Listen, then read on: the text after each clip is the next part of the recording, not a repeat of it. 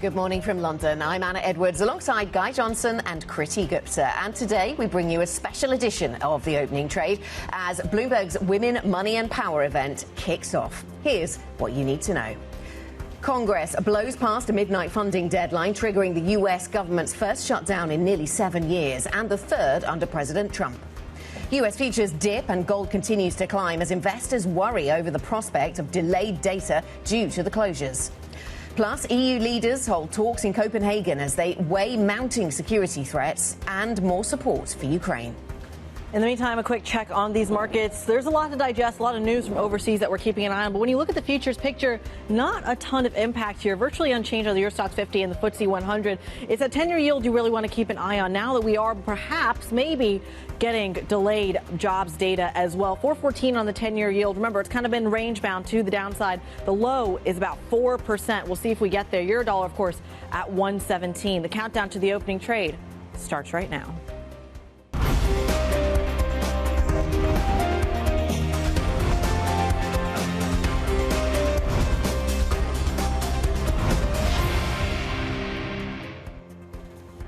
Welcome to Wednesday, a big day here at Bloomberg. We are kicking off our second Women, Money and Power event right here in London. We're going to be convening some of the most influential female voices in finance from around the world. We're going to be discussing consequential themes facing the future of business. Here are a few of the highlights. Franklin Templeton's Jenny Johnson is going to be joining us. State Street's Yi Sin Hung is going to be joining us. First Rand's Mary Vilakazi and GSK's Emma Walmsley. You can follow it all. There's a T-Live blog which is going to be running shortly. You can find it on Live Go, and of course, you can live stream it online, Anna. And we'll be bringing some of those headline acts to the TV screen as well. But on today's show, before the bulk of the events get started, we have a special lineup, including Hadley Peer Marshall, Brookfield Asset Management CFO, Managing Partner for Infrastructure. We'll be talking about infrastructure, data centres, AI, all of that spending conversation. Danielle Polly from Oaktree joins us. Credit strategy, very much in focus there.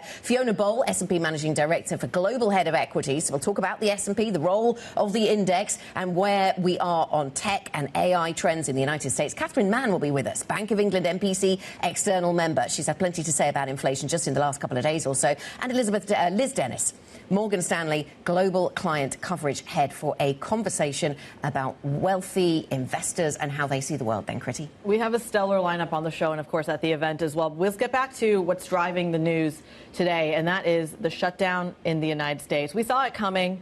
The president saw it coming. The vice president of the states saw it coming.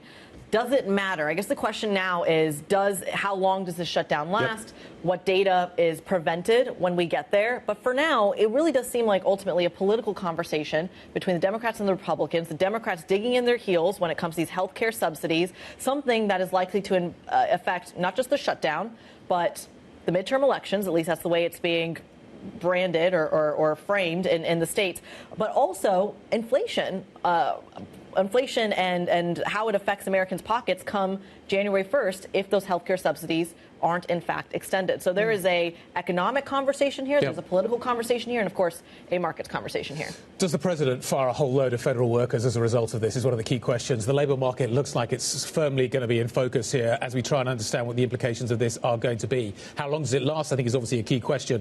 But how the president reacts to it, I think, is going to be important as well. And your framing of the midterms, I think, will be a factor in all of this and how they're thinking about it too. But could this be the moment we see a significant shrinkage of the federal government? And if so, what impact would that have on the labour market and, by extension, the inflation conversation, the US economy? And this slightly awkwardly times, the fact that we're going to see some furlough taking place and maybe some permanent job loss, we don't know. That's what President Trump has threatened. This times with some of those Doge losses. Remember the Doge project and run by Elon Musk? He has 150,000 who took a deferred resignation programme, which means that they all leave today as well. So the impact of all of this on the jobs data, whether we get any jobs data, it looks like we won't get any jobs data, that's all important. Bloomberg Economics, for their part, assuming this lasts 3 weeks, the unemployment rate spikes up to 4.7%. Does it revert afterwards, though? That is important. Should we think about where the markets are on this? Some of our team have, of course, provided some useful data on what equity markets did during previous shutdowns. And I was thinking this would be really helpful. Unfortunately, it told me nothing other than they do really different things depending on the context. So back back in 2018, where we saw this really long shutdown under President Trump, before the shutdown, stocks dropped, but then they rallied during. And if you look at all the previous shutdowns that we have the data for, it's very difficult to draw any conclusion about what stocks do, basically. They're pretty flat if you add them all together. Gold is up. Yes. So that's it's interesting. How people are going to hedge this, I think, is going to be fascinating to watch. Gold seems to be the go-to at the moment. It is rallying. How the bond market behaves in all of this will be interesting as well. And again, I think this comes back to what we're going to see in the labour market. We're not going to get any data. We're going to get private sector data. We're going to get some ADP data today, which I think is going to be interesting. We're not going to get claims tomorrow. We are going to get ISM today. So the private sector data taking on much more significance in our understanding as to what is happening with the US economy right now. And the BLS is still without a leader at this point, and we don't know who that leader is now going to be. Yeah, the White House polling E.J. Antony, who was kind of thought of as the immediate successor and Donald Trump's favorite, that nomination getting polled. It's not clear what the reasoning is behind it or what the politics is behind it. Lots of speculation. Lots of speculation, but certainly feeding that worry that is, do we need to go back to figuring out not only who's leading the BLS, but who is going to be involved at the Federal Reserve as well. So you are seeing those jitters in the background, but to your point, not reflected in these markets. I did, as we were speaking, though, pull up very quickly, just out of sheer curiosity, as we do in shutdowns, the U.S. CDSs, basically the insurance against a U.S. default. Not usually that relevant, and not usually something we talk about very often. Only in shutdowns do you look at this. But debt payments continue, so that's one of the things that definitely do continue. So coupon payments will continue. In theory, there shouldn't be any risk on that front in terms of, in theory. You don't know. Strange things can happen in these kinds of scenarios. It's up 3 basis points over the last couple of days, but if you compare that, and we'll get this chart and made up in a little bit, compare that to the move you saw off the back of Liberation Day. This is a drop in the bucket. Right. Dollar's going to be another one to watch as well. So just keep an eye on what happens with the dollar. Is the euro-dollar play the way maybe to look at this one? And the longer this goes on, of course, it starts to feed into individual companies, the ones that are particularly exposed to government spending decisions, perhaps, or the ones that are reliant on lots of travel taking place. You know, there are all kinds of businesses that are going to be watching this very carefully, even if it doesn't make a huge difference to them on day one. Let's focus on Europe and what is happening here. Copenhagen is going to be the focus of attention a little bit later on. EU leaders are coming together. I'm not sure what makes a formal or informal summit. Apparently this is an informal summit. I have no idea what that means. Never really understood it. What is going to be discussed here is basically defence and the focus on the air defence side of the equation. Drones and air defence systems are going to be talked about, which is understandable given the recent violations that we've seen. I don't think that's a story. I think that's a given. I think Europe definitely needs to go down this route. The question is, how does it go down this route? And this is where I think the next story becomes slightly more exciting. There is a brewing fight between Ursula von der Leyen, former German defence minister, and Friedrich Merz, the German Chancellor, current German Chancellor. Different ends of the political spectrum. There is a fight brewing as to who controls this process. And this is, I think, really going to be quite significant in terms of what happens next. Merz believes that von der Leyen has overstepped, that the Commission has taken on too much responsibility, authority, power, depending on which way you want to look at it, during this process, and now feels that that should come back to government. And Germany is now outspending everybody else in terms of defence. It is starting to throw its weight around a little bit more as well. This is a fight that I think has legs and could get quite interesting in the terms of the way that this now plays out. I think it has implications for France. Italy's about to have a budget as well this week, could get out of the excessive deficit procedure. It could be spending more as well. Meloni's going to be therefore putting her voice into this. So just watch this fight develop. Yeah. And it's basically kind of who controls the purse strings in Europe. That's what this fight is about. And the balance between, the EU centre in Brussels and the national capitals. And as you say, Germany throwing its weight around. And interesting that Merz, on a number of topic areas, does seem to be quite comfortable to put his views out there quite forcefully and not worry if they conflict, particularly with Ursula von der Leyen, so on defence, on green matters, on budgets at the EU, on trade, all of these things we've seen Germany quite outspoken on. Absolutely. We should also just mention, given this is in Copenhagen, the events of the last few weeks in terms of security concerns. There's the politics of it, and then there's, of course, the concerns around just so many EU leaders in one space. So that's going to be something we watch as well. Absolutely. It's a busy... there's a lot of things coming up that we need to focus on. There's stuff that we're not going to be getting. There is stuff that we're going to be getting. We are shifting our attention, our focus as a result of the shutdown. But there's a lot of things that we're going to be watching out for and paying attention to, I think, going forward from here. It's just slightly different to what we were expecting. Slightly different, but let's walk through some of the things that we're expecting, not just today, but throughout the rest of the week. Of course, today does kick off Golden Week over in Asia, so we are going to see perhaps, I believe some of the markets are closed over there for the next week or so. But that being said, if we're talking about the bid into gold, that's going to be something to watch as well. We do have, of course, we mentioned the informal EU EU summit that kicks off today at 10 a.m. UK time. Euro area CPI going to be crossing the terminal. Plus, the only trickle of data that we get on the jobs front, U.S. ADP employment 1:15 p.m. and, of course, the ISM manufacturing data at 3 p.m. as well. Yeah, so we will get some of that private data, as you say. It's interesting. I've gone onto the Waco screen where I go when I'm looking for information about the data that's due, WECO, and there's a new yellow banner at the top says U.S. government data releases may be impacted by shutdown. You can click for more. So if you want more information about the ones that are going to be impacted, you can click there. But broadly speaking, it's things made by the government, and the private sector ADP staff will still get the Eurozone data, the aggregate Eurozone data. So we have to spend ages talking about Eurozone CPI then, as exciting as that is at the moment. Yeah. The president of the ECB was unconcerned. Yes. It is balanced. In both directions. Symmetrically. Yes. So we're not concerned. But actually, yesterday's data did actually signal some quite significant tick-ups in inflation in the Eurozone. You just wonder whether that downside risk to the deflationary side is beginning to be outweighed by more upside risk. We're going to talk to the UK story a little bit later on. Catherine Mann's going to be joining us. UK has really sticky inflation. Should the Bank of England have cut rates? Was that a policy? I think that's going to be a fascinating question for her a little bit later on. Let's talk about what else we're watching this Wednesday morning. President Trump says his administration is close to finalising a deal with Harvard University. An agreement would potentially diffuse one of the highest profile fights between his administration and US higher education. Trump initially accused Harvard of failing to tackle anti-Semitism on campus, but later broadened that fight to include allegations of political bias. The Fed has lowered Morgan Stanley's capital buffer requirement to 4.3%, down from an initial 5.1%, so a significant change. Back in August, the Wall Street lender had asked the central bank to reconsider its requirements under the annual stress test exercise. A total of 22 banks comfortably passed this year's test to determine that they would be able to withstand more than $550 billion in losses. And this one's for Chrissy. Banco Sabadell has rejected BBVA's €17 billion offer despite an improved price. Last week, BBVA raised the value of its bid by around 10% in a last-ditch effort to push it over the finish line. In a statement, Sabadell's board says the bid continues to significantly undervalue the firm. Sabadell's board member, David Martinez, went against the decision, though, and agreed to take BBVA's offer for his stake of close to 4%. When they raised the offer, it was kind of, this is it. This is the final offer. This is as far as it goes. We're going to include some of the things that investors clearly have been asking for. Some are beginning to clearly think that it's enough. You do wonder whether or not the pressure is just going to grow over the next few days. As somebody accepts it, then others may. It feels like the next few days are going to be really critical to watch. The story's not over. October 10th is when this deal deadline is. So it really is up to the shareholders. Remember, Sabadell's retail shareholding base is far larger than its board members. David Martinez, who is a Mexican billionaire known for being media shy, I should say, we have reached out to him, open invitation to join the program to talk about how he's thinking about this.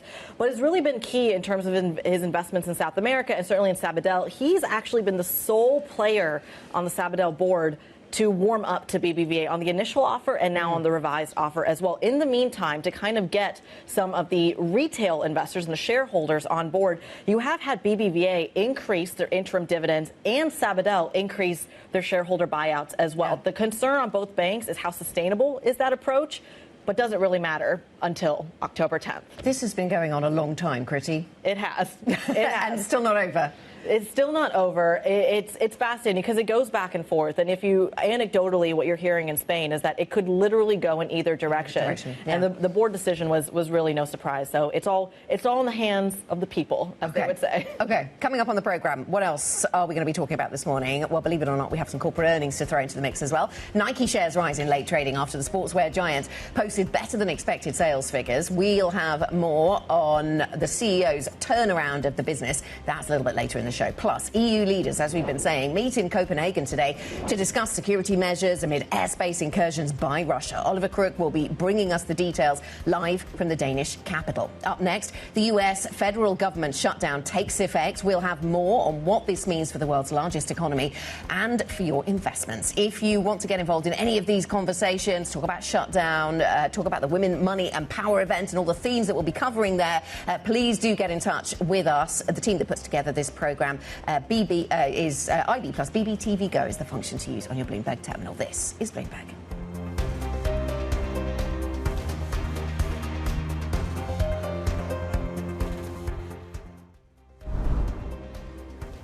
Welcome back. This is the opening trade. This is the picture for US futures right now. European futures, incidentally, doing not very much. Pretty flat. Watching, waiting to see what happens stateside, perhaps.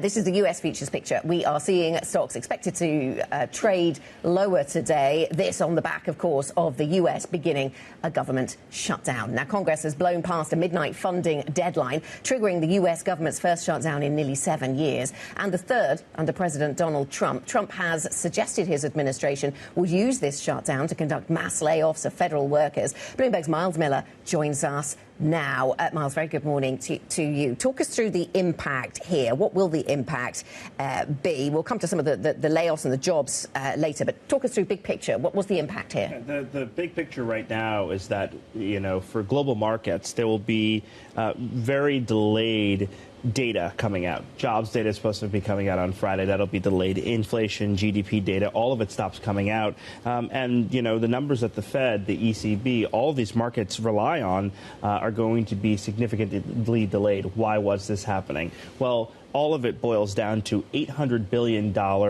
as relates to Medicaid costs and extending the Affordable Care Act. Affordable Care Act, of course, providing health care to Americans. It was a tax, Obamacare, all of that. The Democrats say that if they allow these cuts to go through, that 10 million people will be without health care. And so that's the reason the government shut down. They can't come to an agreement. And what this really means is that there are all these issues between the Democrats and the Republicans, and when will they come together?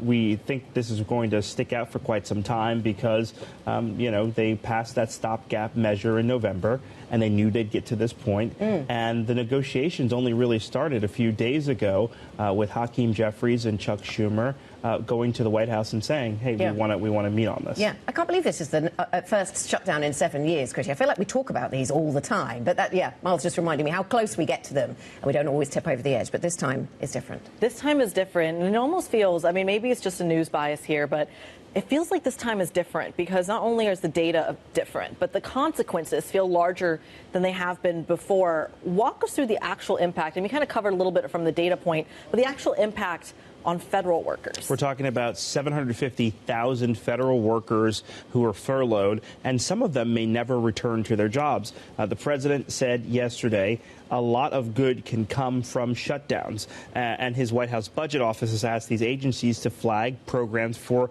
permanent cuts. Any program that they felt wasn't really making it through before the shutdown certainly won't be coming back. This follows those DOGE cuts that we saw in the beginning of the year. And this really sort of gets to the point of where the presidency is right now, a sharp break from past shutdowns when workers were only temporarily furloughed. What we know is that these federal unions are going to be suing. We know that Trump has tried to put this on the Democrats, and the Democrats have tried to put it on the Republicans as they have one-party rule in the United States. Miles, thank you very much indeed. Great to see you. Thanks for stopping by to see us. Lovely to see you in London. Thanks for joining us here on set this morning. Let's talk to Alison Williams, Head of Global Strategy and Asset Allocation Research at Bloomberg Intelligence. Nice to see you too. Great to see you. How do you think the market's going to react to this? What does the past tell us about how the market should react to this? The market doesn't like uncertainty, so that doesn't help. October tends to be the most volatile month of the year, and so it's almost not surprising that we're getting this catalyst. We had record highs hit around the world in September, so I think setting us up for this noise, but I think it is. Is it noise? I think as long as things get resolved in the next couple of weeks, then it is noise. There's not going to be lasting effects of the shutdown.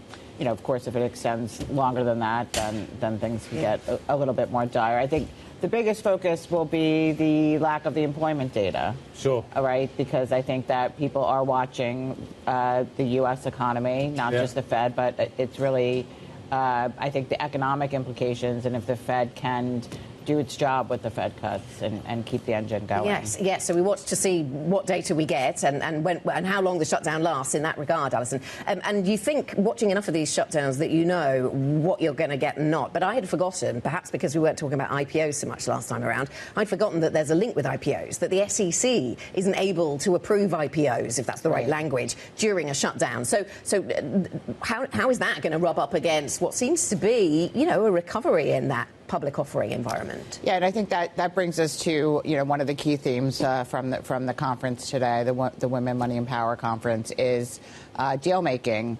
Deal making is something that people have been looking for a recovery, since we had sort of the banner year a few years ago. People, keep wanting to get back to those levels or at least have some kind of recovery. And I think we have gotten some momentum. We do have some good momentum. And that is, I think, a concern that there could be some bump to that momentum. But I think that if you look at, the M&A environment, I mean, we've had a bunch of mega deals, really the strongest quarter in some time, and the fourth quarter tends to be the seasonally high. So, again, you have a seasonal tailwind there, so that's helpful.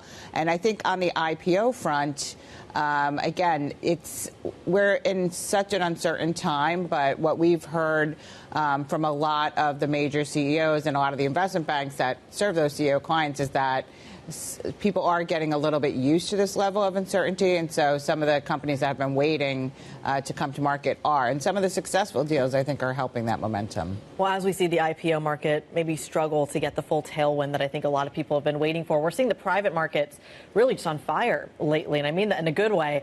Alison, just walk us through what we might hear on that front.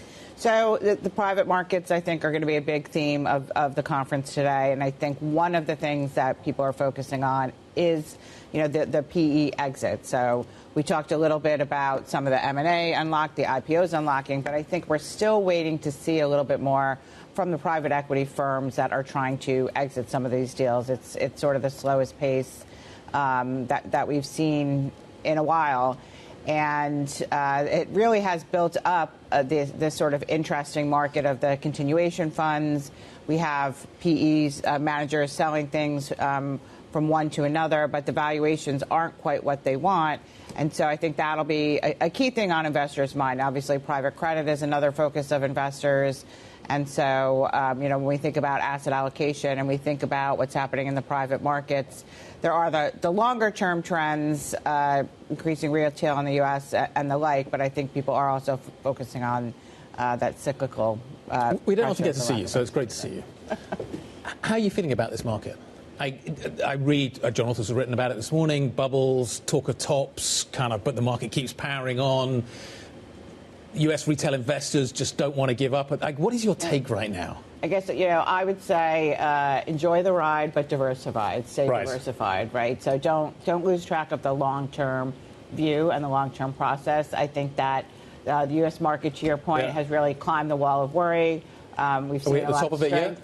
It's always tough to call the top of the market, but I always say stick to your process. I think there's a lot of reasons to be optimistic. I think there's a lot of reasons to believe that the Fed will do its job and that the U.S. economy will be able to power higher. All right. Alison Williams, head of global strategy and asset allocation research over at Bloomberg Intelligence. She'll be, of course, at the panel, or at the event, I should say, the Women, Money, and Power event, and, of course, leading some of the conversations there. We thank you so much for your time this morning. Coming up, as Alison was just talking about, private markets seeking to tap into the AI boom. We're going to be joined by the head of infrastructure over at Brookfield Asset Management. They've just launched a dedicated AI fund, and they're doing it in a really big way here in Europe. We're going to have a conversation with not only the head of the fund, but, of course, the CFO of Brookfield Asset Management next. Stick with us. This is Bloomberg.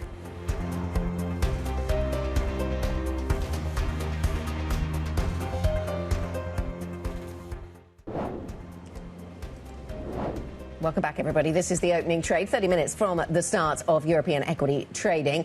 Let's have a quick look at where we are on futures. European futures a tiny bit to the upside, but not really very much, not even 0.1%, in fact, on Euro Stoxx 50 futures. US futures look more negative, and this perhaps where the action really is, because we are now in a shutdown over in the United States. How long it will last, what will be the scale of the impact, those big questions for markets, what will happen to the data in the meantime. So we've got S&P E-minis down by 0.5%, so that's perhaps, Guy, worth remembering as we go into the European session. Let's pay attention to what's happening in the bond market, which I think is going to be really interesting. One of the tells maybe on how this is going to play out in terms of the shutdown. US 10-year up by 1.4 basis points. We're trading at 4.166 at the moment. Are we going to push up back towards kind of 4.2 during this process? I think will be interesting to watch. European bonds are also ticking higher this morning. We've obviously had inflation data out over the last 24 hours. That's going to continue as well. The kind of the read on the data seems to be a little stickier than maybe anticipated. And are we going into a phase where actually maybe the downside risks, despite what Christine Lagarde said last night, are starting to dissipate a little bit, which may keep the ECB where it is at the moment? So the German 10-year, 4.735 this morning. Keep an eye on that little fight that is brewing as well between Ursula von der Leyen and Friedrich Merz over in Germany. Plenty going on in the European bond market. We get some data, so we're allowed to. We're going to carry on as normal. You're grabbing. You're like, give me something for the markets to move on. In the meantime, while we're waiting for the public markets to show a little bit of action, we've got plenty to talk about in the private space. The last few years, of course, have seen a glut of deal making. There's now talk of a renaissance when it comes to private credit in Europe as investors diversify away from the United States. I was in Paris last week speaking to the key players at the EPEM conference. I'm going to just provide a little bit of a snapshot of what they told me.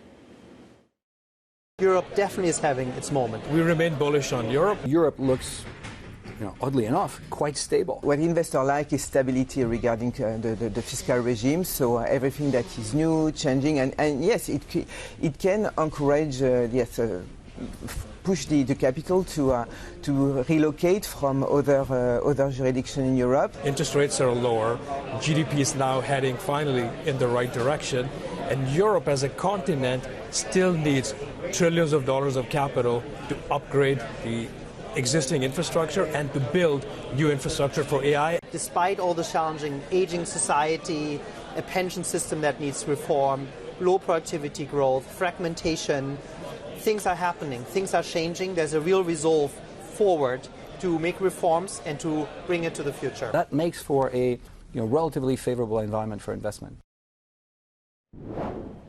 Lots of comments coming from EPEM. I want to play a good chunk of that. In the meantime, did a quick wardrobe change while we were busy listening to all of that. It's important here because it's been a super busy period for AI infrastructure investments, specifically around the world, but specifically here in Europe. Last month, NVIDIA announcing more than $105 billion worth of AI deals in just a single week. Meta, Alphabet, Microsoft, and Amazon all pledging to spend more than $317 billion on AI between them. The hyperscalers driving this story. Alibaba, even those shares jumping after it raised its AI budget above $50 billion. Now, hoping to tap into this trend is Brookfield Asset Management. They've just launched a new AI infrastructure fund. We've got the perfect person to talk about it. Hadley Pierre-Marshall, CFO of Brookfield Asset Management, joins us around the table. Hadley, pleasure to have you. Thank you so much for joining us around set. This theme that we're seeing in AI around the world, it's really pushing this concept of, is it too hot of a theme for people to get into now, years after this has happened? Are you seeing that sentiment shift in the infrastructure space and the private market space? No, I mean, this is just beginning. As if you think about the numbers that you just laid out, I mean, there's a lot of capital that needs to go in. We estimate about $7 trillion. I mean, that's a large number. And if you think about that, that's going to bring about 10 trillion, expected at 10 trillion of productivity on an annual basis. So a lot of money still needs to go in. Well, talk to us a little bit then when it comes to who is actually getting involved in this. I just laid out some numbers that are coming from the hyperscalers that are really driving the investment. Is there a way for the smaller mid-market funds, the smaller players, to get access to what is clearly a technological revolution? Yeah, I mean, you're seeing across the board, across all of infrastructure, playing in the data center space and more broadly across that. But I think when you think about Brookfield, what is quite unique is that we're marrying up our infrastructure, our renewable business, and our real estate, which are leaders across the board, into one strategy, that AI strategy, in order to produce holistic solutions, because a lot of these are going to be large industrial investments that we need to make. So, Hadley, so you've announced, Brookfield, I know this is a little while ago, has announced a new AI fund. And I think just recently you said that you've got the necessary backers, or you've got some backers for that. At the same time, we're covering the fact that there's a bit of a backlog in exits at certain PE houses. And I wonder if that is weighing on investor sentiment towards these funds. Is it proving more challenging to get the money in to invest in these funds as a result of not being able to get the money out? You know, if you look over the past 12 months, we've raised about $100 billion. And so we're still seeing a lot of opportunity set from our investors' side. On the monetization front, it is strong. I mean, we are seeing a lot of monetization opportunities, whether we're looking at partial sales or full sales. And we monetize about $75 billion of assets over the past year.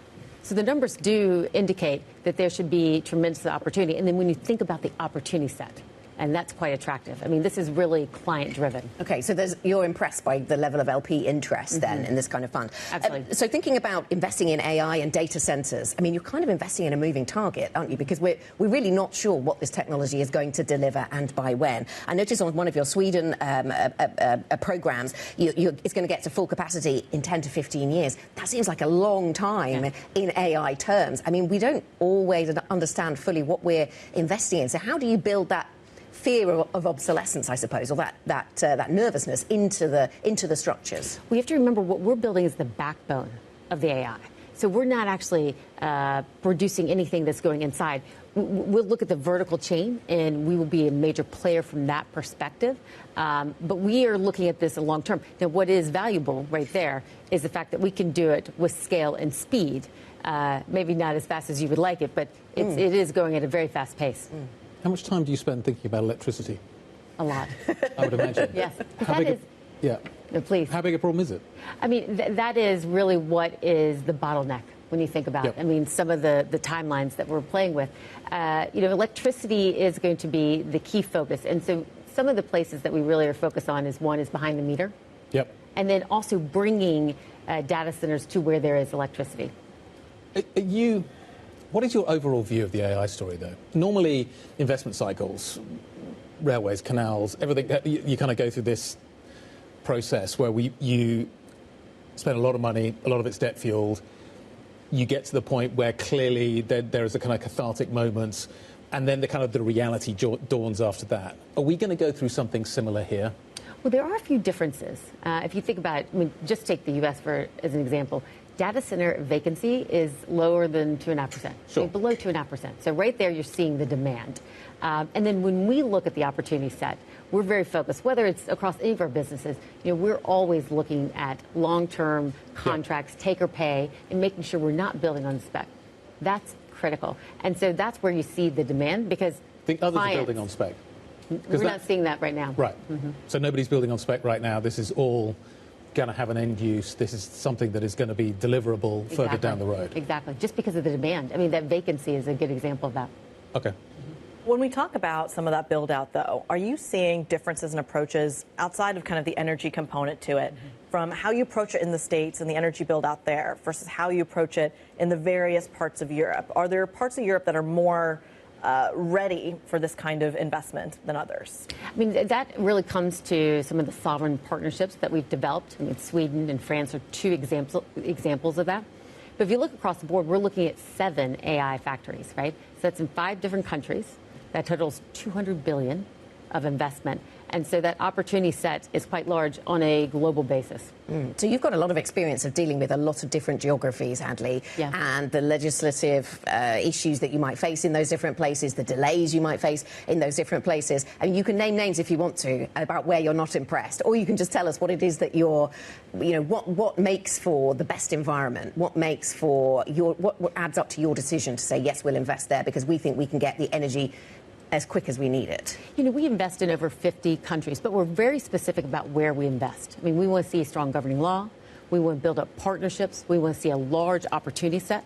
And so those are the mechanics we're looking for in order to really put the feet on the ground. And is sovereign AI, how much of the pie is that going to be, do you think? Sovereign AI versus hyperscaler AI and all the other various, in terms of those that are driving demand for the data centers you're putting in, how much of this is going to be for sovereigns and how much for private businesses? I mean, both, right? Both are going to be quite large. And when you look at it, I mean, the sovereigns are going to need the capital and the expertise, the ability to deliver it holistically.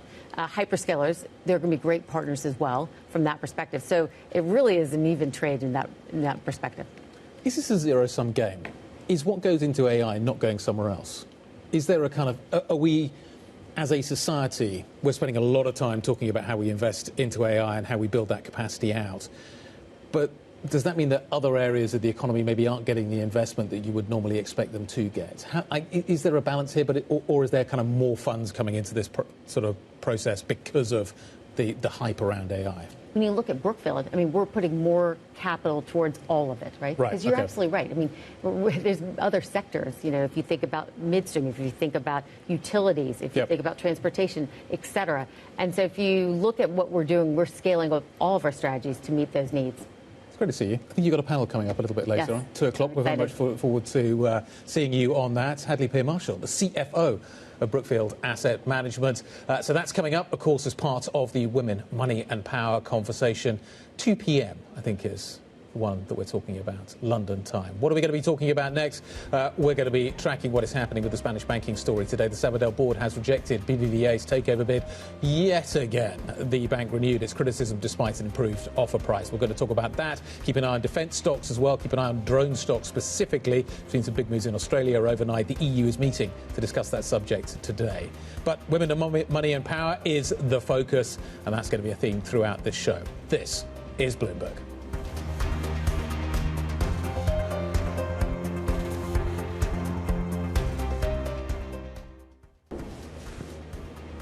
Welcome back, everybody. This is the opening trade. We have just 16 minutes to go until the start of European equity trading, but futures are flat for Europe. But over in the US, important we don't lose sight of what's happening there as a result of the shutdown, nervousness around that, nervousness about a lack of data and a lack of visibility around the markets and the underlying economic picture in the United States means that we are weaker on US futures.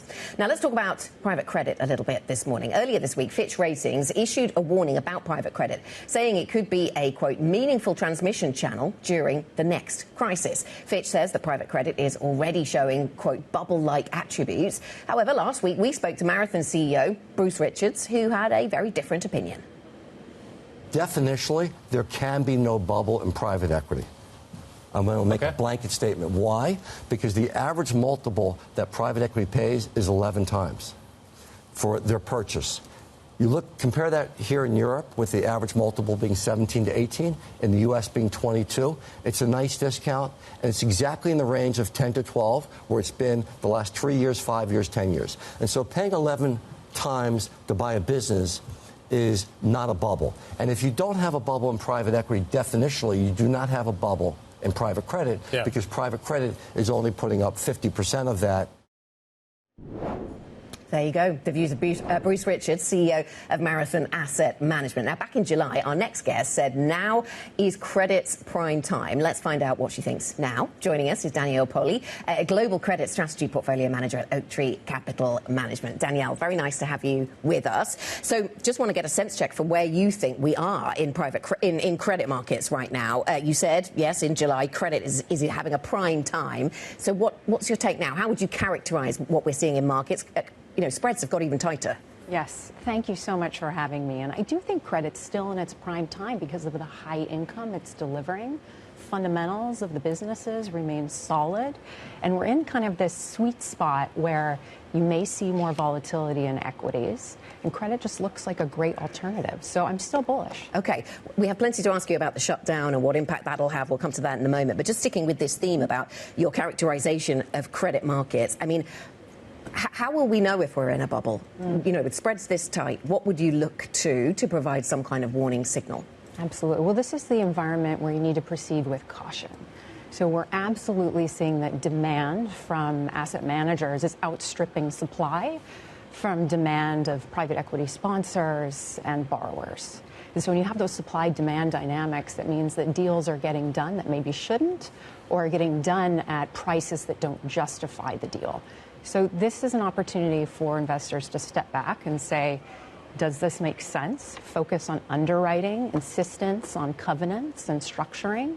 Private market still allows you to do a bit of that compared to the public market, and you are still getting a little bit of a premium at 120 basis points compared to syndicated loans. So private credit is something we like, We especially like it when we can diversify and go into more niche areas like asset-backed finance, for example, where you can get a little bit of excess yield, but also lower your risk. Are you hinting at the fact that some people aren't doing enough due diligence? Like, there seems to be a lot of demand at the moment. The best deals get done in the worst of times, and the worst deals get done in the best of times. We feel like we're in the best of times right now. Mm-hmm. Look, we're a fundamental bottom-up manager at Oaktree. Yep. This is what we do. You know, when we feel that markets are fully priced, we tend to be a bit more conservative. Sure. When things dislocate, that's when we like to step in. Private credit can play a really significant role when capital markets freeze up, like we saw in 2022. Those are when the best deals are getting made. So things do seem a little bit frothy. I don't know that we're in a bubble. Are you getting ready to do those kinds of dislocated deals? Absolutely. Right. So that's kind of, you anticipate that they are coming. Could the shutdown be a catalyst for that? Potentially. You know, we've seen the movie before with the shutdown, and it hasn't had as big of an impact as you might think. But with equity valuations where they are today and the market being somewhat stretched, you know, do investors get jitters, and does that create some opportunities? I do want to make one comment on private credit, though, and it being a bubble. Something else, I think, counterparty risk. Lenders are not lending to each other. Now we're getting exciting. Leverage isn't so high. So I don't think it's systemic in that way. But I do think that there's going to be some problems from vintage deals that were done. Could you just expand on that before we just... How big a problem? I think, you know, it will be a problem that occurs in certain portfolios that had a lot of capital. But they will not be systemic? I don't think so. I don't see the systemic risk, given the lack of lending to each other, as well as, you know, leverage that's been relatively contained. Does that change if you democratize the access to some of these credit funds? If you start putting it in 401ks and pension funds, does it become a systemic risk? It needs guardrails, and I think it needs to be done thoughtfully, especially when you think about, you know, the average buyer shifting money from savings into alternatives, illiquid assets.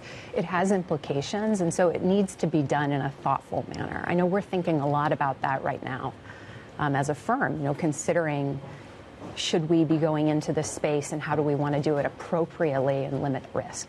Well, you talk about the covenants getting attached to some of these deals. There's an argument to say that some of these private deals, not just in private credit, but private markets across the board, are getting more complicated and more structured and therefore potentially more risky because of how many kind of covenants are involved with that. Are you seeing that? Are deal structures getting more complicated? They're getting more complicated, but they're also opening themselves up and making things more susceptible to liability management exchanges and other activity, as there's this need to deploy capital and you accept kind of lower standards. But that's a really important point, and we're seeing it right now. And Danielle, thinking about credit in relation to other asset classes, I mean, sometimes you like credit just for credit's sake, and sometimes you just prefer it to maybe sovereign bonds or equities. How are you seeing credit rub alongside those? Is the trouble that we've seen with sovereigns around the world in lots of developed markets this year, is that still one of the explainers for the strength of credit? I think potentially so. Investment grade, you mentioned spreads being so tight, right? They're at 26-year tights, I think, in IG, but you're still getting around a 5% yield. I think you need to go a little bit out the risk curve to get an acceptable return. So even in public markets, you're able to get 7% or so in high yield, more than that in loans, and double B CLOs are still giving you around 9-10%. So that's really attractive, I think, when you're underwriting a borrower that has pretty solid fundamentals, compared to thinking about the sovereign outlook and just all the macro risks that we have today that would impact that. All right, Danielle Poley, we will leave the conversation there. Global Credit Strategy Portfolio Manager over at Oaktree Capital Management, joining us around set in line with the Women, Money, and Power Summit that we have. Let's go from the macro to the micro, get our stocks to watch ahead of the opening trade. Chloe Melly has that for us. Chloe. Good morning, Kriti. The BBVA Sabadell saga continues. Sabadell just rejected the improved offer from BBVA of $20 billion, saying that it continues to significantly undervalue the company. Both companies have seen their shares really rallying over the last few months, so we'll see how this latest rejection really changes this picture this morning. One thing worth noting is that one of the top investors in Sabadell did say that a consolidation would make sense. It would create a more competitive and profitable entity, which would potentially influence other shareholders in their decisions moving forward. So let's definitely keep an eye on that this morning. Moving on to the sportswear sector. So we could see a little bit of movement in Adidas and Puma shares this morning after Nike's earnings last night. Nike seems to be having a good time with its turnaround. The running segment is doing well. The wholesale segment is also doing well. So we might be watching for some read across there for Adidas and Puma. The fact that Nike's running segment is doing well is a bit of a headwind for those European rivals, and the weakness in China that Nike noted could also bode not so well for Puma and Adidas. So let's keep an eye on that today. And finally, let's end with hotel company IHG. It got a double upgrade last week from JP Morgan, and today it got an upgrade to an equal weight rating by Morgan Stanley that noted really good cost control and the fact it's a less cyclical business than peers. So this could really boost the shares this morning. We're already up 11%, and we could also see, we already have now 6 buys compared to 5 sells, a majority of holds. So this is kind of a vote of confidence in the company, a step forward in the right direction for IHG. Chloe, thank you. Our equities reporter, Chloe Melly, with some of the stocks that we're going to be watching. I mean, big picture is that US futures are weaker, uncertainty, questions around the data hanging over markets. They're softening, though. That's the other thing you want to pay attention to. We're starting to see a little bit of softening maybe in futures. Just pay attention to that. I think that it's not a big reaction, but you do want to pay attention to this in terms of the tone that I think comes out of the conversation politically and how that bleeds into the market. And context probably important. I mean, we're going into a shutdown with stocks very at really high levels, aren't we? Absolutely. Well, almost a 1% decline in futures, to your point. But it's not, to your point, it's not a massive move to the downside. But if you look at the tick-by-tick charts, which is very hard to do on Bloomberg television, but on your Bloomberg terminal, it is moving in line with the dollar. It is moving in line with the bond market. So there does seem to be some sort of cross-asset reaction function here. Let's just see if it maybe snowballs throughout the rest of the session. Coming up, it is, of course, the opening trade 5 minutes away. Futures kind of flat in Europe, down in the States. Stick with us. This is Bloomberg.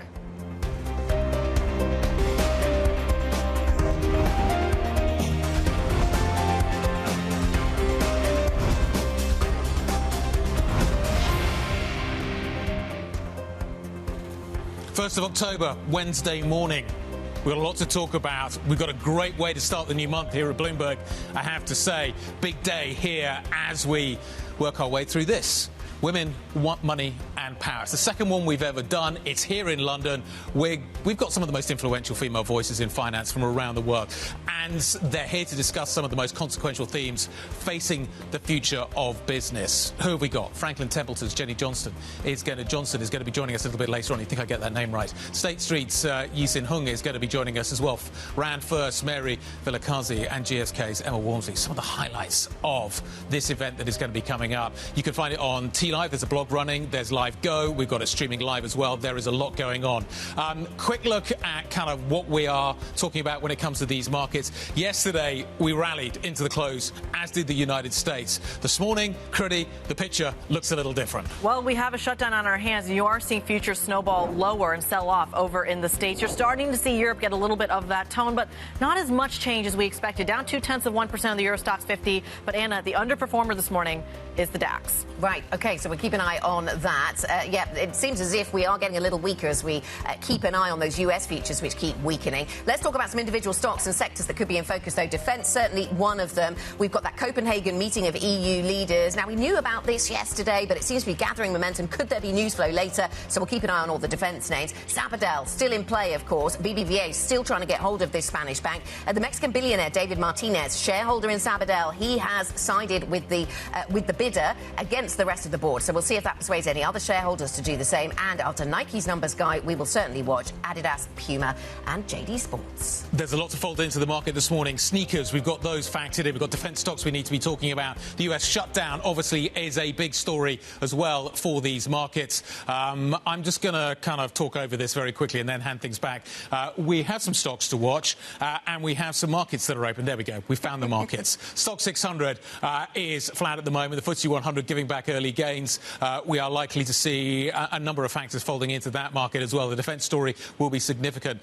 The banks, though, are really interesting in the Spanish space and more broadly across the European space. The IBEX is giving back a little bit of ground. But look at that. The FTSE 100 is the standout story this morning on the upside, despite everybody else softening up. The FTSE 100 looks like it's having a fairly good day, which is interesting in the light of what else is going on around the world. Is this going to be, could this be, given the valuations, a safe haven space in terms of the global equity market picture? Kriti, what are you seeing on the sector front? Well, healthcare seems to be the leader this morning. That might explain the outperformance you're seeing in the FTSE 100. I'm just looking at the stock 600 and your biggest index contributors.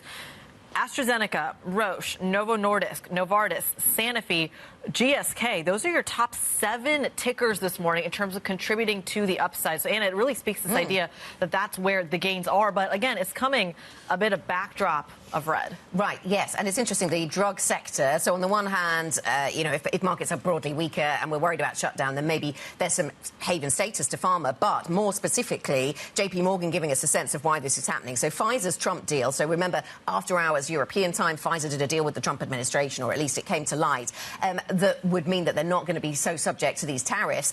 And JP Morgan saying that this could act as a bellwether for the sector. It could reassure investors over a broadly manageable impact for the pharmaceutical sector. And so if that is the sentiment that is writ large with investors here in Europe, then that seems plausibly to be pushing these pharma stocks a little bit higher, even on a day when some new tariffs are being introduced by the United States. Yeah, as you say, the logic is defensive and also de-risking. So 2 factors which obviously maybe play in to that narrative. It's interesting that tech is on the back foot this morning. So ASML, SAP, both the biggest drags on this market this morning. But third in terms of the movement that we are seeing is Rheinmetall. Yeah. So it's interesting that we are seeing some of the defence stocks maybe weakening up. Are we refocusing our attention away from hardware, armoured personnel carriers, that kinds of kit, which Europe is going to need a lot of, maybe towards the drone space? Maybe you see some movement there. I don't know. But it's interesting that we are seeing maybe some ground being given back. Some of the banks are a little bit weaker, but Rolls, Airbus, both giving back some ground. Safran also giving back some ground as well.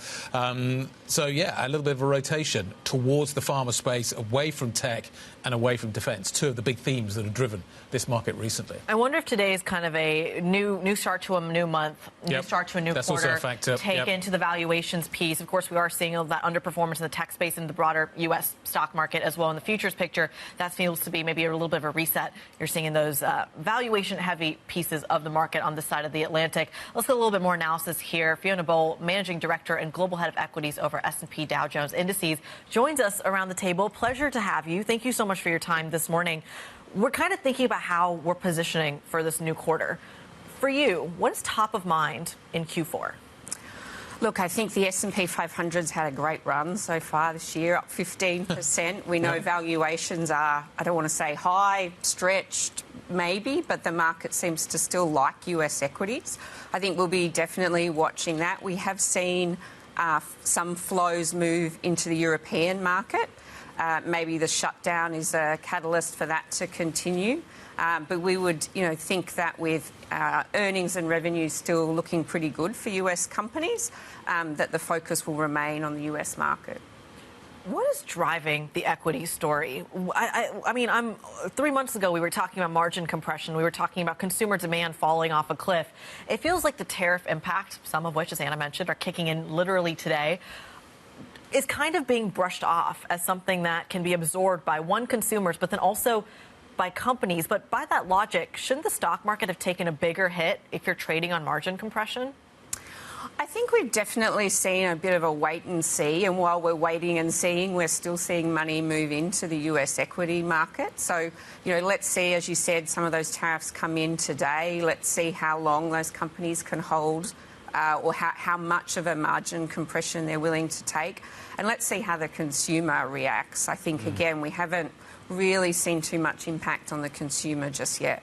Yeah, Fiona, I mean, you run some of these indexes that we're watching go to these really elevated levels, all-time highs. So you mentioned the S&P 500. I wonder what you take away from the fact, though, that investors are clearly demanding other ways of looking at the S&P. So the fact that they're looking at equal weight, or they're looking at things that downplay the tech and upplay some of the other stuff. I mean, what does that tell you about tech valuations and where we are on that journey?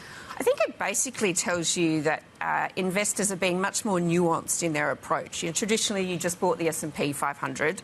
But now if you're looking at tilting your US exposure, so you're either like diving straight into the mega caps and looking at, the S&P 500 top 20, or as you said, you're looking to downplay that mega cap exposure and look at an equal weight or a capped index. So I think it's more telling me that investors are being much more deliberate about how they express the US equity Because a lot of active managers sit in that seat, Fiona, and they tell us that this is the kind of news environment, political environment, where you really need active management because there's so much politics. A lot of it's unpredictable. There's devils in a lot of the detail, and so you've really got to know these companies bottom up. Does that chime with what you're seeing? Well, it chimes in the fact that the allocation is what is active. So again, investors are looking at using passive strategies, but their allocations are changing around, do they want to be highly involved in mega cap or do they want to tilt away from that? Our latest SPIVA report, which looks at active versus passive, would say that active managers are in a green period, that if they're going to outperform the index, as you said, this is the time they're going to do it. But again, over long periods of time, it doesn't work out that well for them. How are you thinking about the dollar? How are you thinking about non-US investors and the US market? I keep bringing this up. The S&P is flat on the year if you're a euro-based investor. How do I think about that? How do I hedge my risk in terms of the currency factor, which is playing a much bigger role right now? Yeah. Certainly last year we saw our European clients saying that they wanted to have US exposure in US dollars, and that they've switched that around in the last, I would say in the last 6 months. So you were getting like a double bang for your buck, right? Yep. You were owning the 500 and you were long the dollar. It's reversed. It's reversed. Yep. And we've definitely seen that in flows. So we've seen the change in the way that you're allocating to the US. And as I said before, we're also seeing a lot of European and other non-US investors just tick up slightly that global equity exposure. OK, so let's talk about that global equity exposure. The dollar goes down even more. I'm going to whisper this. The emerging markets, there's signs of life. If the dollar continues to go down, does that spark become something a little bit hotter? I was in Mexico a few weeks ago and it was really interesting to talk to investors there about what they're seeing, and they're falling back in love with their own markets. Wow, OK. It's been a bumpy ride. And it's been a bumpy ride. And you look at Mexico, you look more broadly at Latin America, it's been very strong. The banks, the industrials, somewhat different to what you've seen in terms of the sector performance in the US. So, that may be something that continues, but you're right, you're just seeing those signs of life. Just to jump in again, if the US market were to go down, does it drag everybody else down with them? How big a diversifier is that EM play potentially? I think it's not just an EM play, I think it's just a non-US play. Right, OK. Well, you're talking about emerging markets. It's the perfect time. Bloomberg put out a story yesterday, and I'm a little obsessed with this headline. London falls out of top 20 IPO markets as fundraising slumps 69%, falling short of Mexico and Singapore, which I got to say are two countries I would not have thought would have trumped London in terms of an IPO market. When it comes to whether there is that desire for kind of fresh investments in the public markets versus the private, are you seeing that divergence widen, even though there is this kind of more business-friendly stance, I would say, from world leaders? I think we're seeing companies be very deliberate about whether they want to be in the public or the private market. And maybe that's always, been the case. Maybe it's just more out in the open today. But again, we track the public markets. We're moving into trying to track the private markets. But we think there's still, huge value in being able to benchmark and track very liquid, transparent public markets. I think as this goes on, Kriti, I wonder if London's going to start telling a different story, which is about, look what we're doing in private markets. Yeah, look how well we're doing absolutely. that might be a story that gets surfaced a little more. While we've got you, Fiona, let me just ask you about the shutdown and how that impacts on the people you're talking to. I mean, typically we talk about the length of this, and, it matters very much whether this lasts a few hours or it lasts more than a month. We've seen it last more than a month. Are you sensing that investors you speak to think this is going to be on the longer side of shutdowns and it's going to have, therefore, a material impact? think the really interesting stat is if you look at the last 20 shutdowns and you look at the average move in the S&P 500, it was zero. It was nothing. Yeah.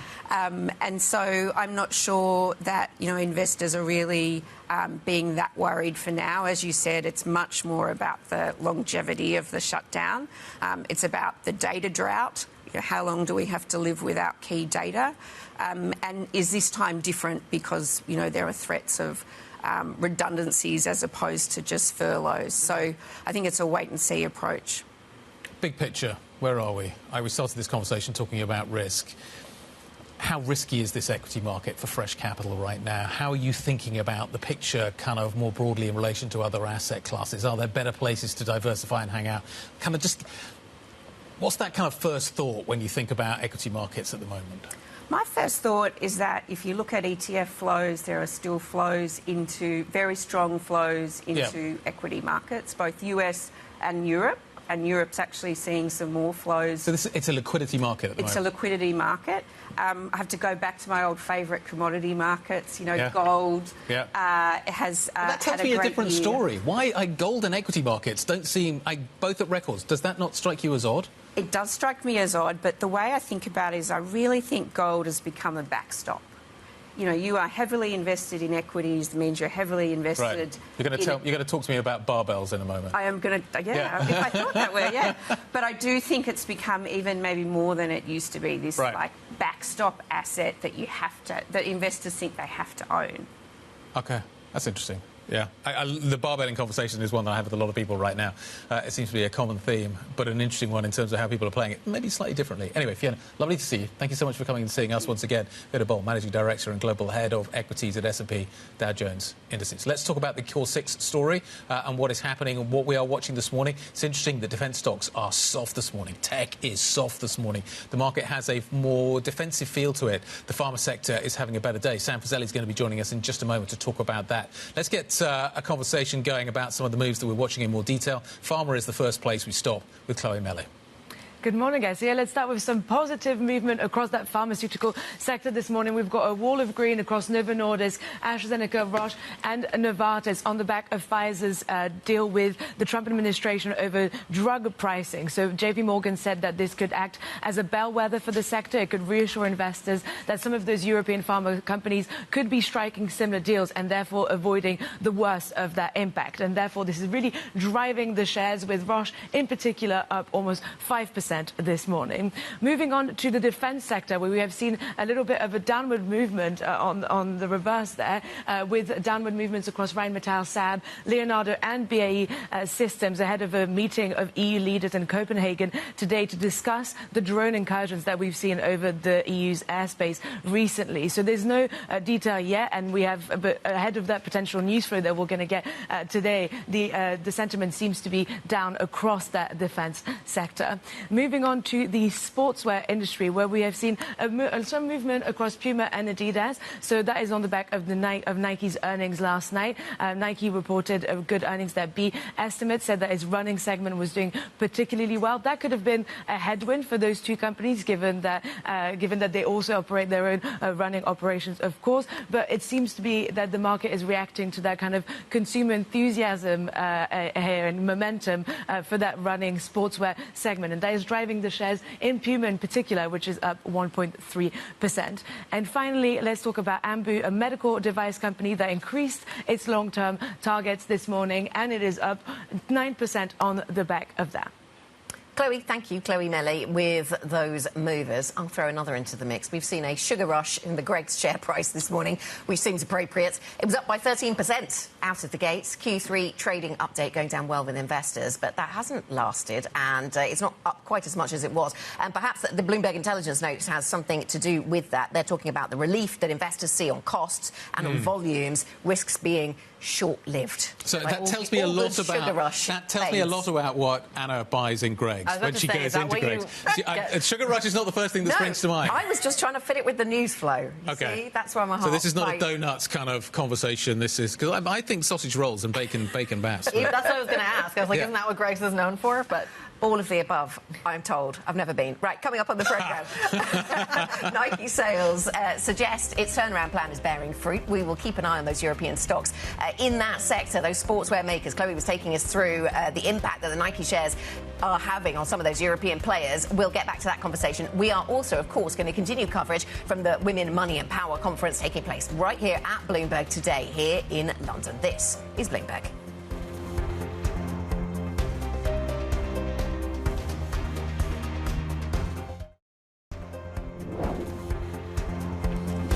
Welcome back to the Opening Trade. We are 18, nearly 19 minutes into today's equity market session. Actually, all things considered, from a European perspective, it all looks all right out there. The DAX is a little bit of a laggard this morning. You are seeing names like Rheinmetall under a little bit of pressure, so that's one factor you need to fold in to the narrative there. So defence stocks, which have been a big powerhouse for the German market, are rolling over a little bit. You've also got to pay attention to what is happening in terms of the sneaker market. I always find it a struggle to talk about sneakers, but apparently that's what we're going to do now. Not the kind of the products themselves, just the word sneaker. Nike shares have jumped in extended trading in New York on signs that its turnaround effort is starting to pay off. The company reported better than expected first quarter sales, helped by gains in wholesale and running shoes, which had previously been weak spots. We have a new CEO. Well, he's an old CEO, but he's kind of an old Nike hand coming in as CEO, reconditioning this business, and it's starting to work. Our global business reporter, Jennifer Creary, joins us now. So we're getting two steps back, but they're warning that we're getting two steps forward. But the company's warning there could be kind of one step back. It's going to be an uneven road going forward from here, which sounds perfect for a running shoe. What are the big takeaways that we need to be thinking about here? Yeah, so Elliott Hill did say yesterday that progress won't be linear, but it's going to take some time. So the key takeaways really were sales and revenue beat analyst estimates. So sales fell 1% on a currency-neutral basis in the first quarter. So that was better than what analysts were expecting. So certainly there are tentative signs that the turnaround is starting to bear fruit. Of course, Elliott Hill coming back last October out of retirement. So certainly a vote of confidence in him. There are a couple of reasons for that you mentioned already. So particularly, redesigning some of its new shoe ranges, including its running franchises, and that really drove 20% growth in the category. So that's a real driver for Nike at the moment. Nike is an international company that is exposed to kind of everywhere, but specifically China as well. What happened to the tariff narrative that hit its stock so hard? Yeah, so the key headline here is that it's increasing its estimate for the hit from tariffs from $1 billion US dollars to $1.5 billion. So that's obviously going to be bad news kind of across the board, given that, Nike, like a lot of these sneaker companies, manufacture the majority of their shoes in the likes of, China, Vietnam. Nike has previously said that it's looking to have, quote, surgical price increases and also shifting some of its supply chain away from China. Currently manufactures about 16% of its shoes from in China. It wants to bring that number down to the high single digits. So moving its supply chain to kind of manage some of those tariffs better. So Jennifer, in the answer to the question, where does the pain fall? It sounds like it falls on the margins and on the consumer. A bit of both. Is that how Nike is playing this? The pain from tariffs? The negatives hit both those places? Yeah, I mean, it will hit the consumer undoubtedly, but also the kind of broader narrative is, what is happening with inflation? How is that going to affect consumer sentiment? Are consumers going to pull back on their discretionary spend? So that is a key headwind that Nike is facing. If it's doing better, are Adidas and Puma doing worse? How does it work in terms of the relative relationships between these businesses? Yeah, listen, I mean, across the board, that all these companies have to manage tariffs because the majority of those shoes are manufactured in Vietnam and China. But listen, they're all very different companies. Like Nike is trying to increase its ranges, its sportswear ranges, particularly its running shoe ranges. So it's certainly trying to find growth in other categories. But, tariffs are a problem that all these companies are going to have to manage. All right. Bloomberg's global business reporter Jennifer Creary walking us through the sportswear story. We thank you so much. Let's go from sportswear to pharma stocks. European pharma stocks broadly higher today as Donald Trump's 100% import tariffs on patented drugs take effect. That's not why the stock's rallying, though. This, of course, comes as the U.S. drug maker Pfizer secured a reprieve from those levies after agreeing to slash some drug prices and invest $70 billion in the States. Massive move in the U.S. yesterday. Certainly a catch-up trade in Europe today. Sam Fazeli's all over this, the Bloomberg Intelligence Director of Research for Global Industries and Senior Pharmaceuticals analyst. That is a juicy title, Sam. Yeah, I've got to say. I can add a few more bits to it if you want. Yeah, I mean, just to make it harder. More words. just to really round it out. Speaking of rounding it out, talk to us a little bit about what we heard from Pfizer yesterday. Is it ultimately a roadmap for other pharmaceutical companies? Yeah, absolutely. I mean, the administration, President Trump clearly said during the just over 1 hour conversation that next week we're expecting Eli Lilly. Whether they'll do the same show, I don't know, but I think President Trump likes those because it really brings the point home. But it sounded like that there's going to be a whole host of these. And frankly, the pharma companies have been preparing for this. They've been announcing their investments in the U.S. and the billions of dollars, et cetera, over X number of years. So that is what we're expecting. And I think we've got here what I'm using 3 phrases: win, win, lose. So we're going to unpack that if you want. Win-win. Okay, so who's winning, who's losing? Okay, so the pharma companies are winning because we're not getting any type of tariffs except for this thing that supposedly kicks in today, which I'd be surprised if it actually happens because we already have, the 100%, 1st of October, right? But I don't know which companies will be impacted in my world. So the win is for the pharma companies because it takes away, as you can see from the share prices, this worry about how it's going to be implemented. Is it going to be draconian in terms of pricing, etc.? That's the win. The U.S. gets a win. Extent of it, we'll have to wait and see. How much extra investment are they going to get in the U.S.? Make everything you sell in the U.S. in the U.S. That's a win, right? Who loses? Rest of the world, i.e. Europe, will have to either pay more and keep treating the same number of patients, or pay more and try and manage its budgets and treat fewer patients. Whether that more is 10% or 20%, it's going to be a hit. Wow. So that's the loss. That's going to go down well. Yeah. It's not going to go down well, right? Right. Okay. So that's where how the geography comes in. Tell us more about so it's is it the Section 232 tariffs that are supposed to come in today? No. Sam, no. But whatever they are, you're not. You don't think they're going to? No. Europe's got its tariffs, and they said, well, we're not impacted by that. I think China's got its tariffs. I think they're not impacted by that. Japan has their tariffs. They're not impacted. So who does that leave? Yeah. Maybe India? I don't know exactly. Or Korea? South Korea? Not sure. But in the broader world, the impact is not going to come in with 100%. Trump RX. Yes. Is it? Because I think the people who mentioned it said... So this is just to explain, this is the new portal which US consumers are going to be able to use to buy drugs from the government at kind of lower prices. Yeah. Some pharma companies set up their own. Lilly was the first one. I can't remember exactly when. I think it was Q1 they announced it. They've got their own platform they're selling it. This is a good thing that the government's doing. Trump RX or not, .gov, whatever it is going to allow people who don't have insurance, who are able to at least get now access to pharmaceuticals. So yet another little win for pharma companies, right? I don't know what the margins of those drugs that they sell on that basis will be, but it's a plus, and it gives yet another venue for companies to sell their drugs direct to consumer. Sam, thank you very much. Sam Fazeli, Bloomberg Intelligence Director of Research for Global Industries and Senior Pharmaceuticals Analyst. Yeah, when we saw the move in Pfizer, it wasn't entirely instantly apparent that this was going to have such a big impact on European stocks this morning, but some of these European pharma stocks up by more than 5% this morning, so certainly a sector worth keeping an eye on, and by far the best performing sector this morning. Coming up on the programme, we'll speak to another voice taking part in today's Women, Money and Power event. Mann will be with us, external member of the Bank of England's rate-setting committee. She's been talking a lot about inflation already this week. We'll probe into her views a little more around that, how restrictive policy is or should be for the UK economy right now. All of that conversation coming up. That's next. This is Bloomberg.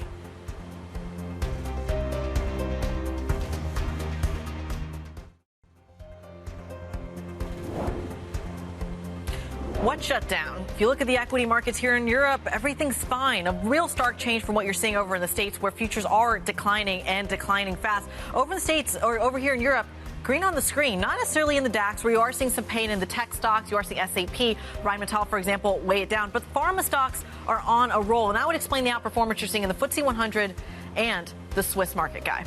Absolutely. We're 30 minutes into the session. There's some decent rotation going on out there within these markets. At a headline level, we look reasonably balanced. 268, 325, 324 in terms of the ups and downs. But volume is high, which speaks to maybe some of that rotation that we are seeing. Drug stocks are definitely the focus of attention this morning after what we've seen in the United States. And you're seeing UCB, Tub, which is basically the holding company for that. GlaxoSmithKline. We're going to speak to Emma Walmsley a little bit later on as a part of Women, Money and Power. So pay attention to that conversation a little bit later. GSK is up by 1.62%. So pharma is where we are seeing the big gains coming through. One 52-week low that's worth paying attention to. Anna was talking about sugar highs a little earlier on. I know that they don't do this anymore, but it's not going to spoil my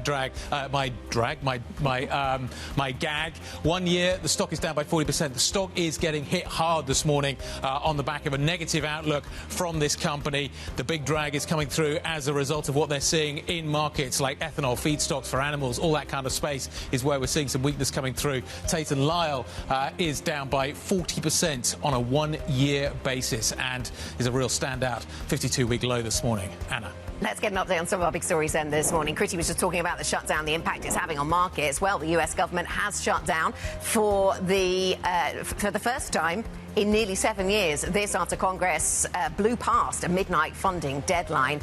President Trump has suggested his administration will use this shutdown to conduct mass layoffs of federal workers.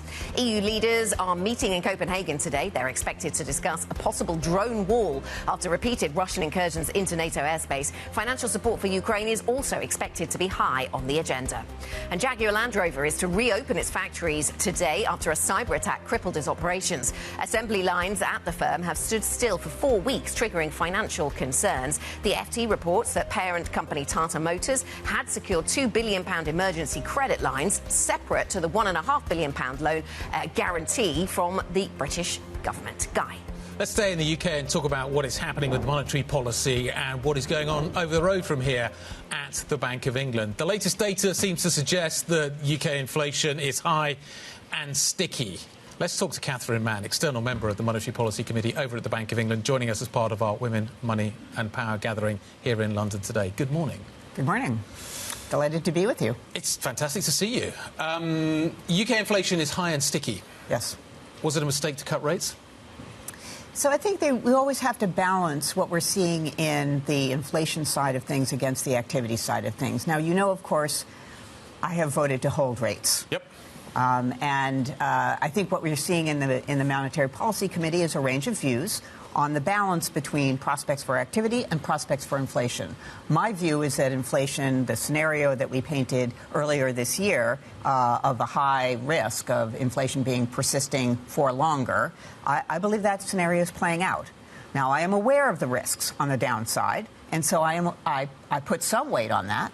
But I put much more weight on the inflation scenario and inflation persisting. In your personal view, therefore, and I'm just your view, not the committee's view, was it a mistake to cut rates? Have we already loosened policy too much? I do think that a policy is relatively loose compared to what the balance of inflation prospects is relative to activity. So I voted to hold rates. And so I think in some sense... Think rates should be higher? No. I think rates are on hold. I think rates being on hold is appropriate for the current period. I would not see that tighter rates is appropriate, in part because if they tighten more, then we have to loosen later. And more than a year ago, I talked about that being a policy boogie. Yep. And I thought that's not a good thing for monetary policymakers to do. So I think a hold is appropriate at this point. Okay, yeah, we'll avoid dancing at all costs. Avoid dancing, right. Let me ask you about inflation expectations then in the UK, because you seem to put quite a lot of emphasis. Yes, I do. We heard from Sarah Breeden yesterday, who puts less emphasis on this uptick that we're seeing in household expectations of inflation. What is your thinking, Catherine, about where that's coming from? Is it all because food prices have been on the rise and that has a sort of outsized effect on expectations? It's a combination of things. Certainly food is very important. Food is very salient for the consumer. They go shopping every week or so. But it is also the case that we have been above a empirically estimated threshold of CPI. We've empirically estimated the threshold of about 3.5% as making consumers very conscious of all types of inflation. When they go shopping to the grocery store, when they go shopping for shoes, when they go to a restaurant. So very conscious of inflation. And what that implies is that sensitivity to changes in inflation increases. Okay. And that makes them pass through that sensitivity into inflation expectations. And we do see that in the data. There is drift in inflation expectations, and that's a very important ingredient in my thinking about the persistence of the inflation process. And that's why you focus on it. So yes. Thinking about the headline inflation or core inflation, or however you want to look at it, we do have a persistent inflation problem, I suppose, is that the word, yes. in the UK compared to the rest of the G7. Yes. Now, growth not doing too badly, actually, for what it's worth, against the G7. Yes. But inflation, we seem to have more trouble with this. What would you put that down to? I'm sure there's a thesis to answer that, but just briefly. So I think there's a number of things. As I say, there's a threshold. We've been above this threshold for a very long time. Our oil shock, or the energy shock, was higher to begin with than certainly than the U.S. and in Europe as well. So there are a number of different factors. Plus, the supply side of the economy continues to be trouble facing the U.K. in general and monetary policymakers in particular. When we look at some of the forecasts, you mentioned the U.S. there, look at some of the economic forecasts in the States, compare them to what you're seeing on continental Europe with the ECB as well. There's an expectation that if not the fourth quarter of this year, which I guess we're in now, I'm just realizing, but in the first quarter of next year, it basically, the growth and the inflation projections go down before they go up very sharply. Is the UK an outlier when it comes to that? Are we waiting for that second round of inflation to show up? From the U.S.? Or Europe. Or from Europe. So, but just import it, basically. Right. So the spillovers are very important when we think about how the financial markets behave and how we have to be, as a monetary policymaker, I have to be conscious of those spillovers coming from our two neighbors, our two very big neighbors, and they do play a very important role in the decision-making process. There are times when the financial market spillovers are large enough to dominate what is the appropriate, in my view, the appropriate stance for monetary policy for the UK. So we're very conscious of those spillovers. Is there a tariff effect that we're still waiting for? There are a couple of different ways in which a tariff effect can come through. One way it would be to, uptick to inflation associated with tariff on products. The other way, of course, is that there are products that are tariffed outside the UK, and so those products will be rerouted to the UK markets, and that would put some downward pressure. We don't see either one of those really playing out yet, and I think the reason why is that the tariff landscape continues to be shifting. So for firms to really kind of identify what they should be doing to tariffs or with tariffs, whether how it's a cost structure, how much they pass through to consumers or other parts of the business supply chain, that's still uncertain for them, and so it's going to take some time for that thing to settle. Well, when might we have clarity on that? Is that the next 3 months? Is that a 6-month piece where it starts to show up in the data? What's the timeline?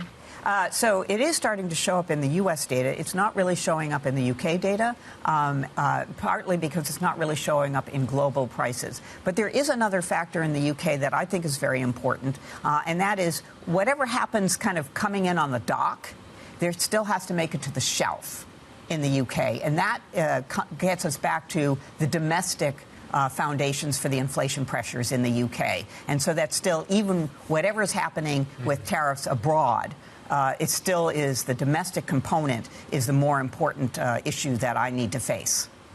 Can I just quickly ask you about what is happening with fiscal policy? Not what you think is going to happen, but the effects that there will be on monetary policy. Right. If taxes go up, how do you think about that in relation to kind of rate hikes? What effect does it have on inflation? What effect do you think it's going to have on growth? How are you thinking about the possibility, which looks like an almost racing certainty now, that the taxes are going to go higher? What effect will that have? Will it reduce some of the pressure, you think, that maybe exists on the inflationary front within the UK? So, of course, I can't comment on whatever might be happening derivative rate. So, but I can comment on what we observe from our agent reports and from our decision maker panel with regard to the accumulation of national living wage increases as well as the national insurance increases that have already that are already part of the landscape that firms face. And we are finding with the, as I say, these survey indicators that more of that is being incorporated into the cost structure of firms and is being passed through, particularly firms. This is from the decision maker panel, and this is something that is available on the website, so nothing proprietary here, that the firms that are most exposed to the national living wage and to the national insurance contributions are passing through those prices to a greater degree and have higher inflation now and are expected to have higher prices next year. Been great to catch up with you. Thanks for stopping by to see us. I'm looking forward to all the commentary we're going to get a little bit later on as well. Catherine, always a pleasure. Thank you very much indeed. Catherine Mann, Bank of England external MPC member. Catherine's going to be on a panel at 11 a.m. Remember, you can catch that as part of the Women, Money and Power event that is taking place here at Bloomberg. There's the live shot. We're about to kick things off. You can find it. There's a top live running. There is live go that you're going to be able to follow it on your Bloomberg terminal as well. You can stream it online. Pay attention. There's some fantastic people appearing on this panel a little bit later on. Coming up, how are the world's wealthiest investors putting their money to work? Morgan Stanley's head of global client coverage is going to be joining us shortly. Elizabeth Dennis next. This is Bloomberg.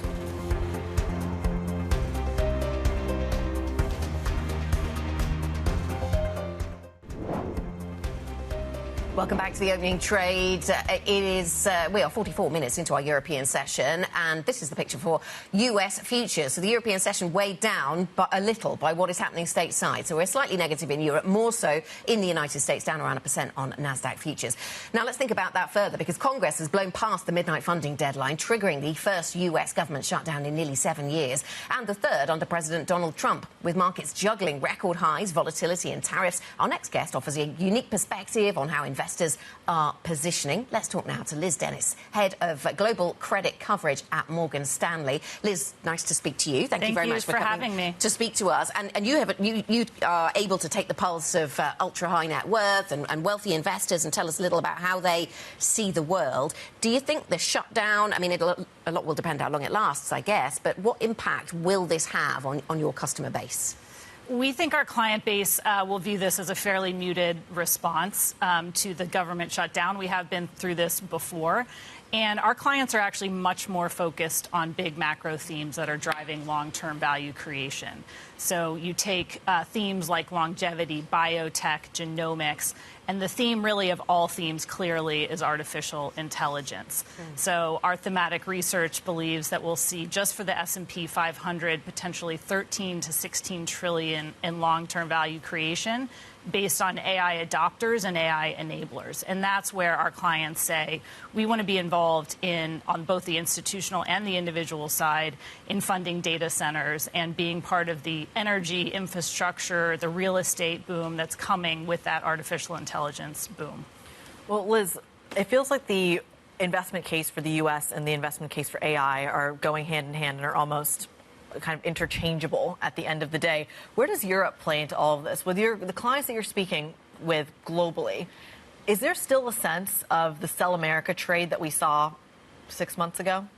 I think we're having a healthy debate about American exceptionalism. Clearly, there is concentration in the tech names and the Mag 7. We've put out a lot of research on this topic, and it's an area where we want to make sure that we give our clients global access and global perspectives. But at the end of the day, we also know that this AI trend and the tech trend and innovation in that space is going to continue to be a driver of long-term value. How are they feeling about these markets at the moment? Equity markets are trading at pretty punchy multiples. Credit spreads are tight. The Journal's got a piece talking about cracks in the luxury housing market beginning to open up this morning. How are they feeling? Is this a nervous market right now? I would not define the market as a nervous market. I would say that our clients are very engaged. They're engaged both in the private markets and in the public markets. And what you're seeing is this expansion and growth in the private markets that's enabling clients to stay and companies to stay private for longer.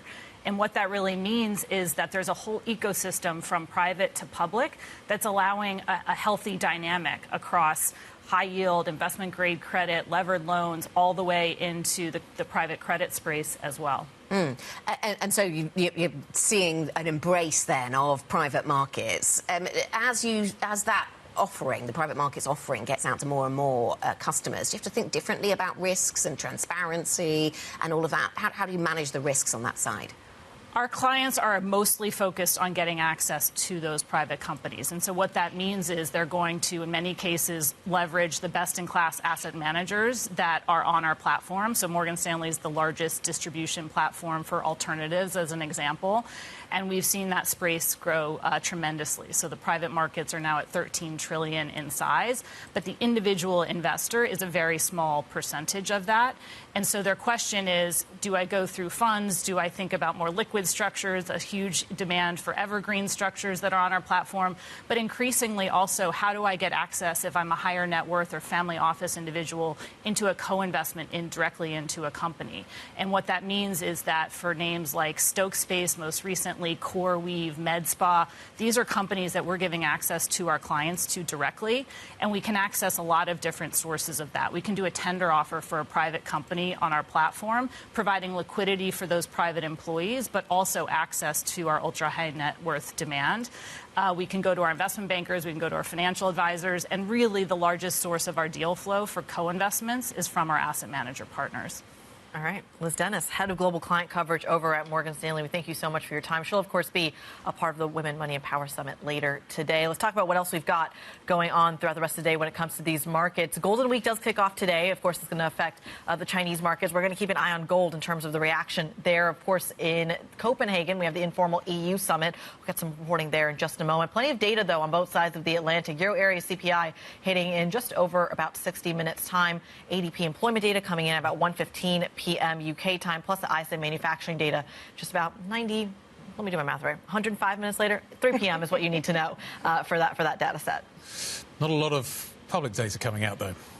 That's going to be the story of the next couple of days, the dearth of data that we're going to see stateside. Private sector data very much in focus. Let's talk about what is happening in Copenhagen today. European leaders are meeting there for what's apparently an unofficial conference between them, summit. They're going to be talking about, obviously, what is happening on the defence front after the Russian incursions into NATO airspace that we've seen so much of over the last few days. They're also going to discuss continued support for Ukraine. Let's talk to our chief Europe correspondent, Oliver Crook, who is there. What do we know about the plans that are going to be talked about today in terms of providing Ukraine with additional funding? Walk us through what we're going to be seeing. Yeah, so, guys, this informal meeting basically lays the groundwork for basically a decision to be made at the end of the month at the formal meeting in Brussels on a number of different issues. It's going to be a focus on defense, a roadmap to being battle ready for 2030. But one of the main issues, and this is something that has now been increasingly spearheaded by Friedrich Merz, the German chancellor, is basically finding a way to monetize those 140 billion euros worth of assets that are still sitting over in Belgium. And you'll remember the debate over this for a number of years now. You'll remember the Biden administration had been pushing the Europeans to try to start touching those underlying assets for a number of years. They always said it was a little bit too complicated, that there wasn't the legal footing to do it. Now that there is massive fiscal strain in Germany and France and a number of these countries, then the funding for Ukraine is not as assured, and the United States has basically stopped writing checks under Donald Trump. They are now finding a way to monetize those assets, and now the Germans are spearheading that process. So that is what is going to be discussed today among the leaders. There's got to be a lot of different sort of issues that need to be worked out legally about how to make that sound so it's not actually stealing property. As you can see here, we're still setting up and awaiting the leaders' arrival here in a couple of hours' time. Forgive the sound, but that will be one of the main focuses. And of course, the next will be how Europe actually makes itself battle ready in the next 5 years. And that is going to be the other part of the plan that they'll be discussing today to try to ratify by the end of this month. Yeah, Oliver, so that's certainly getting a lot of attention. You mentioned certain projects that Berlin is trying to spearhead. Does that take us into territory of perhaps some ground opening up between Berlin and Brussels? We've seen this in a number of fields recently. Is that going to have an impact on the conversations about how Europe makes defence and spending decisions? Absolutely, because what they're now going to be presenting, we got the sort of white paper, the earlier structure of basically this 2030 roadmap of how the Europeans will actually build out their defense budget. What you need to do is start putting out milestones, start assigning certain tasks to certain nations and cluster coalitions of different countries. And there's going to be a big debate about basically who should be spearheading that. As we know, Ursula von der Leyen and the EU will basically try to get that power centralized in Brussels. The member states have a different view about that, right? And Friedrich Merz in particular. And we should say that despite any light that exists between him and Ursula von der Leyen in wanting to retain control in Berlin, he's very sort of pro-European. He used to be an MEP, but the problem is domestically he's dealing with forces like the AfD, who basically are allergic to basically surrendering any more power to the EU. So you've seen that on the question of regulation. The Germans want to cut regulation domestically, but also at the EU level. You see it at the car ban, for example. Merz now is very openly pushing back against the combustion engine vehicle ban that is slated to come into place in 2035, and you're going to see that around the question of defense without a question. And of course, the question of troops in Ukraine, something that that Friedrich Merz himself has pushed back, doesn't want to have any German troops active in those security guarantees. So those will be some of the issues that will be reflected today, and we'll see basically how this sort of this debate continues to unfurl, because we should say this is at the very heart of Europe. On the one hand, the Europeans are conscious they need to work as a bigger bloc. They need to compete against the United States and China. At the same time, national level, there's a lot of demands to have less Europe. So that is going to be sort of the large debate that is going to sort of be the architecture of this new commission over the next 5 years. How do you unlock the scale without creating more Europe? Bloomberg's Oliver Crook live for us in Copenhagen. We thank you so much walking us through the dynamics ahead of that EU summit. We've got another event, of course, here, a little bit more local. Bloomberg's Women, Money and Power special event just about to begin here at our EMEA headquarters. Our very own Danny Berger is on the scene now and joins us from the event. Danny, it looks really exciting. What can we expect from the event? Yeah, just a little more local, but Kriti, it is such an important time, not just here in London, but globally. It comes on the heels of an American government shutdown, the biggest leverage buyout, changing geopolitics, and a changing business environment. And that and many more are going to be the topics that we're going to be discussing here with world business leaders at the Women, Money and Power Summit. You can see things just starting to get kicking off behind me. It's going to kick off in about 20 minutes time. Francine Lockwell will be leading us at the panel, a really great one with the State Street and Franklin Templeton CEO. So questions about how you conduct business with some of the oldest and storied institutions at a time when things are changing, especially for those American businesses trying to get workers over as questions remain about H-1B visas and otherwise. So you can see some of that fantastic lineup there. I also personally will be hosting a panel on real estate after coming from a nadir of 3-4 months of a slog of that market itself. We'll also be speaking with the co-founder of New Bank, a Brazilian fintech bank that is expanding beyond and just applied for a U.S. business license charter. So much is changing, some big conversations to be had for. So again, that kicks off in roughly about 10 minutes time. Conversations will take place throughout the day, ones you do not want to miss. Danny, thank you very much. Bloomberg brief anchor, of course. Danny Berger here in London, here for this event, Women, Money and Power. And it seems that people are gathering for that event right now. In terms of European stocks, then, we're very much focused on the drug sector, aren't we? That is by far and away the biggest story, it would seem, in European stocks this morning as we wait for the shutdown to really kick in stateside. Absolutely. Drug stocks are having a very good day. Just uncertainty removed around the space, which has been plagued by uncertainty. Or some hope added, maybe even if not full uncertainty removed. Yeah. Even at the margin, take some off. That is the kind of share price reaction that you are going to see. But I think, as you say, that kind of how the shutdown plays out, I think, is the narrative for the rest of the day now, in the absence of all this data that we were expecting and are now not going to be getting. Well, that's all the equity market. The bond market feels stable, but is that the calm before the storm? Do we see a little bit of, as this shutdown looms large, if we get to that 35 days, do we see a more volatile reaction in the 415 that we're seeing on the U.S. 10-year? That does it for the opening trade. The Pulse is up next. This is Bloomberg.